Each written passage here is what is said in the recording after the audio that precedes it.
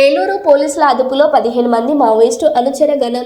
Eluru green city ప్రాంతంలో 3 రోజుల క్రితం మావోయిస్టులు అనుమానితులను అదుపులోకి తీసుకున్న విషయం తెలిసిందే.